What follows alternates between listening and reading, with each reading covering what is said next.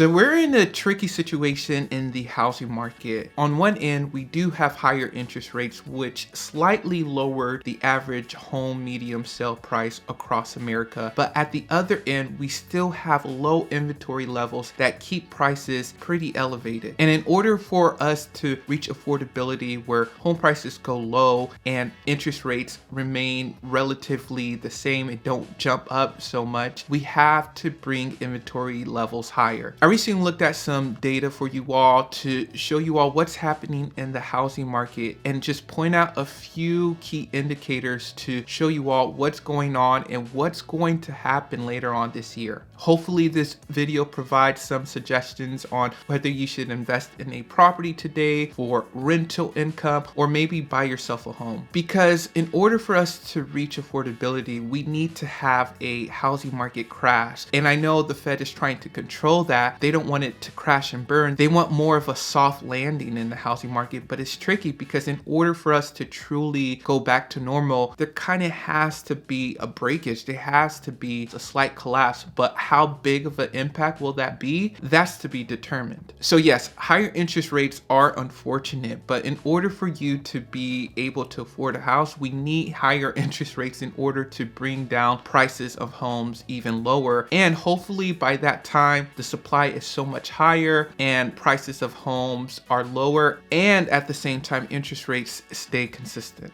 Now before we go on, please be sure to subscribe to this channel for some more content around the housing market, personal finance, and the economy as a whole. All right, looking at this Redfin weekly housing market data, one tab that I want to show and point out to you all is about medium sale price, which is important for the situation. So looking at new listing medium price, you can see that it's still not 100% below year over year prices compared to last year. You still see this blue line right above this black line. It's good that we don't have big jumps like what happened in 2022 where new listing medium sale price were double digit higher than what it was the year previously. But this blue line 2023 hasn't gone below this black line, and I think that's alarming because to me it shows that sellers are still not completely convinced the housing market has turned. And so number one, they're keeping their houses longer so they don't have to sell. And then when they go to list their house, they're still thinking it's going to sell for 2022 prices, right? This is new listing medium price. And so they're still pricing their house according to last year prices. I don't know if it's just going to take a little bit more months or something to change in the market to get the sentiment in home sellers' mind that, hey, the market is changing. Interest rates are affecting your potential home buyers. If you really want to sell this home, please lower your price. And maybe some of these homes are selling for around this price. And so that's why they're able to list them higher than what they were last year or a little bit higher around the same price that they were last year. If you look at medium sell price, if you go over there, you see that medium sell price is lower than last year. And so yes, even though sellers are putting their prices around 2022 prices, they are still selling lower than last year. And so the week ending on April 9th, we're 2% lower year over year. So the medium sale price in all metro areas, according to Redfin, we're down 2% at $364,000. Last year around this time, it was $373,000. So about a $10,000 difference, $9,000 to be exact. People are still listing their homes at around $391, but the medium sale price is $364 like we saw. It seems like sellers are listing their homes around the same prices as 2022, but they're willing to accept lower offers. And that's why you see the difference between new listing medium sale price and just medium sale price. The other thing I want to show about the housing market is active listings. Now this is very alarming. So this blue line represents 2023, and you can see it has been higher than 2022 and a little bit higher than 2021, but it's going down. You see this drop in active listings on the market. Now, I don't know if it's just that people are selling their houses more or the fact that people are not listing their properties as much. And so you see that usually around this time, active listings goes up because during the spring and summer months, there are more sales of houses. There are just more people in the market to buy. And so people list their property knowing there are more potential potential buyers around the spring and summertime. And so it's pretty alarming seeing this trend downwards when we're trying to actually lower the prices of home. And the less active listings we have, the less supply we have. The less supply we have, usually the higher the demand. The higher demand we have, usually the higher the price will be. Hopefully this can trend upwards sometime this summer, because we cannot have this blue line keep on going lower in this direction, because most years, like you see with the orange line representing 2021 and the black line representing 2022, they usually go up, they trend upward during this time. And to see it go down, it's alarming. I don't know what that would do to the market. Hopefully in some sort of way it will lower the price, but it is alarming to see that. And if you go to new listings, which is a little bit different than active listings, these are new listings compared to active listings. Listings already on the market. You see, that it did have a similar trend as previous years, right? Where it kind of goes up because spring is coming, but you're starting to see a slight dip over the past week, and we do not want to see that. And then overall, we're down 25% year over year for new listings on the market. That shouldn't be so. And so in order for us to really change the market, we need more active listings. We need less people going on the market. First of all, less of a demand, because people are priced out of the market. We actually do need higher interest rates in order to lower the price. And unfortunately, that unqualifies a lot of people to buying a house. And so hopefully there'll be less of a buying pool, which increases people to offer incentives to lower their home prices and other things like that. All right, some other things I just want to highlight on this Redfin article is that many buyers here aren't held back by high mortgage rates. It's the lack of inventory that's really getting in their way. So people are still open to buying houses even with elevated mortgage rates. But the inventory levels is a killer, right? Because how can someone buy a house if there's nothing that they can buy? Now, this is because of different areas. Some areas, there are more inventory levels than others. I think in this article, they were talking about how Nashville, like they have a lot of new developments in their area. And so people are able to go out and buy accordingly. But in certain areas of the economy or of the housing market, that's not so. The March Consumer Price Index and Jobs Report showed that inflation continued to cool and wage growth ticked down from the month before, but inflation is still higher than the Fed's target. And the reason why I highlighted that is that the Fed, it's seeing that inflation, yes, is cooling down a little bit, very small percentage of a decrease, but they